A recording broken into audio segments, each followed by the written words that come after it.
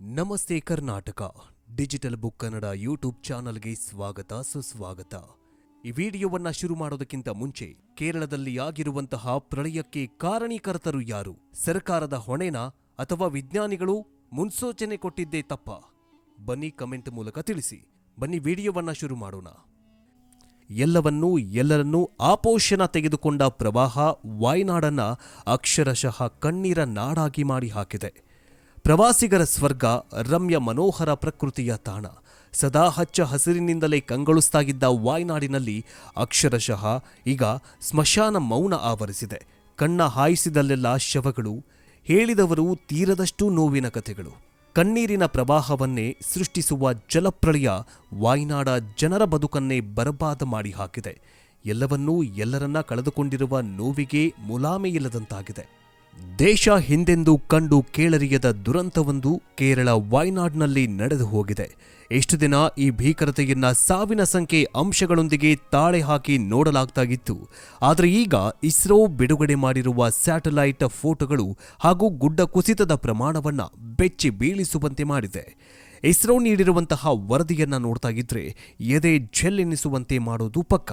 ಯಾಕಂದ್ರೆ ಗುಡ್ಡ ಕುಸಿದ ಪರಿಯೇ ಅಂತಹದ್ದಾಗಿತ್ತು. ಒಂದಲ್ಲ ಎರಡಲ್ಲ 13 ಫುಟ್ಬಾಲ್ ಸ್ಟೇಡಿಯಂಗಳನ್ನ ಗುಡ್ಡ ಕುಸಿದದ ಜಾಗದಲ್ಲಿ ನಿರ್ಮಿಸಬಹುದು ಅಂತ ಇಸ್ರೋ ತನ್ನ ವರದಿಯಲ್ಲಿ ಹೇಳಿದೆ.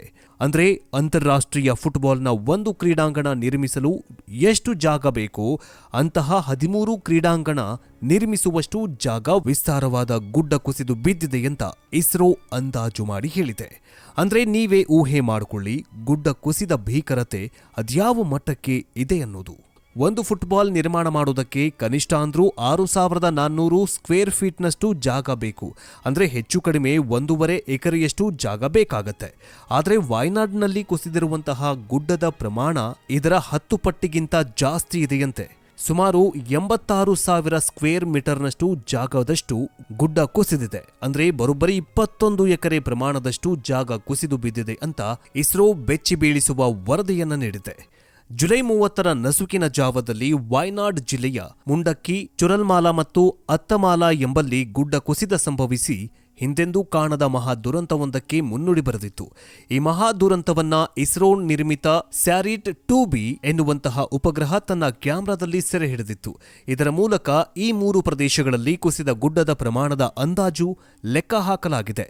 ಜುಲೈ 31ರಂದು ಇಸ್ರೋಗೆ ದೊರಕಿದಂತಹ ಸ್ಯಾಟಲೈಟ್ ಮ್ಯಾಪ್ ಫೋಟೋಗಳ ಪ್ರಕಾರ ಗುಡ್ಡ ಕುಸಿತದ ವೇಳೆ ಗುಡ್ಡದ ಮೇಲಿದ್ದ ಸಾವಿರಾರು ಮರಗಳು ಸುಮಾರು 8 ಕಿಲೋಮೀಟರ್ನವರೆಗೂ ಕೊಚ್ಚಿಕೊಂಡು ಬಂದಿವೆ ಅಂತ ಹೇಳಲಾಗ್ತಿದೆ. ಗುಡ್ಡ ಕುಸಿತದ ಭೀಕರತೆ ಆ ಮಟ್ಟಿಗೆ ಇತ್ತು ಎಂದ್ರೆ ಇಸ್ರೋ ವರದಿಯಲ್ಲಿ ಇದೆ.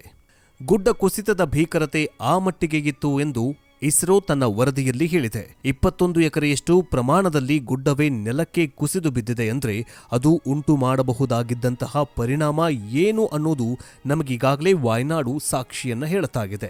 ಅಭಿವೃದ್ಧಿ ಹೆಸರಲ್ಲಿ ನಡೀತಾ ಇರುವಂತಹ ಪ್ರಕೃತಿಯ ಶೋಷಣೆಗೆ ಈಗ ನಾವೇ ಬೆಲೆ ತೆರಬೇಕಾಗಿದೆ. ಅಮಾಯಕ ಜೀವಗಳು ತಮ್ಮ ಪ್ರಾಣವನ್ನ ಕಳೆದುಕೊಳ್ಳುತ್ತಿದ್ದಾವೆ. ಪ್ರಕೃತಿಗೆ ಮನುಷ್ಯನ ಅವಶ್ಯಕತೆ ಇಲ್ಲ, ಮನುಷ್ಯನಿಗೆ ಪ್ರಕೃತಿಯ ಅವಶ್ಯಕತೆ ಇದೆ ಅನ್ನೋದು ಈಗ ಮತ್ತೆ ಸಾಬೀತಾಗ್ತಾ ಇದೆ. ಇನ್ನು ವಾಯ್ನಾಡು ಭೂಕುಸಿತಕ್ಕೆ ಕಾರಣ ಏನಂತ ನೋಡ್ತಾ ಹೋಗೋದಾದ್ರೆ, ಇಸ್ರೋ ಸಂಸ್ಥೆಯ ಅಂಗಸಂಸ್ಥೆಯಾದ ರಾಷ್ಟ್ರೀಯ ದೂರು ಸಂವೇದಿ ಕೇಂದ್ರವು ಕಳೆದ ವರ್ಷ ದೇಶದ 17 ರಾಜ್ಯಗಳಲ್ಲಿ ಭೂಕುಸಿತ ಸಂಭವಿಸಲಿದೆ ಅಂತ ಸೂಚನೆಯನ್ನ ನೀಡಿತ್ತು. ಅದರಲ್ಲಿ ಹಿಮಾಚಲ ಘಟ್ಟ ಪ್ರದೇಶಗಳು ಸೇರಿದಂತೆ ಪಶ್ಚಿಮ ಘಟ್ಟದ ಒಡಲಲ್ಲಿರುವ ಕೇರಳದ ವಾಯ್ನಾಡು ಜಿಲ್ಲೆಯೂ ಕೂಡ ಸೇರಿತ್ತು.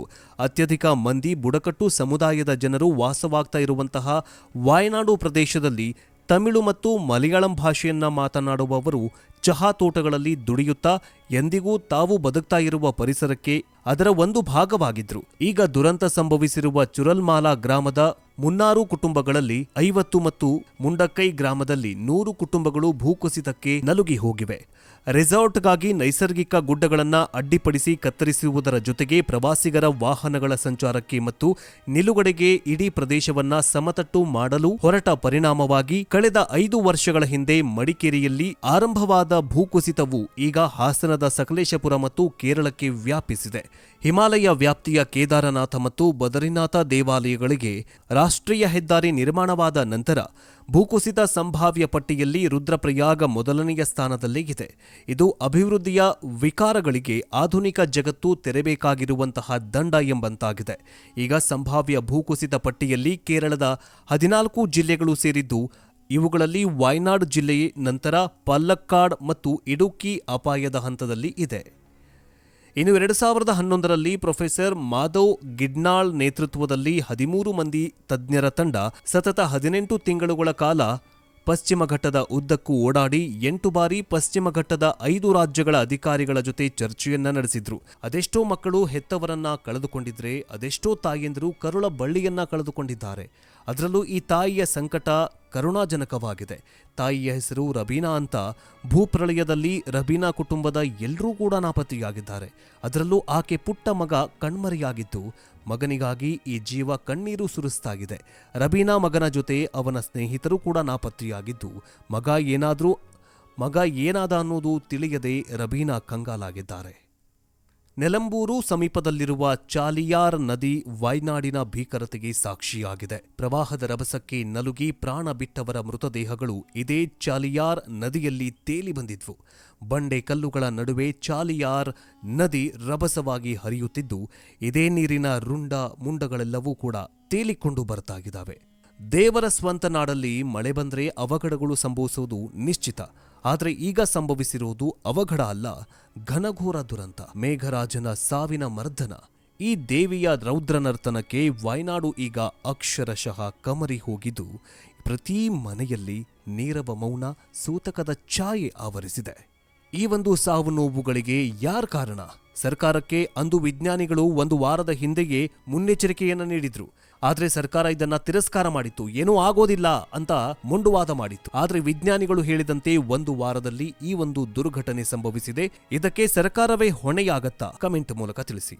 ಕೇರಳ, ಪಕ್ಕದ ರಾಜ್ಯ ಕೇರಳ ದೇವರ ನಾಡು ಎಂದೇ ಪ್ರಖ್ಯಾತಿ ಪಡೆದಿತ್ತು.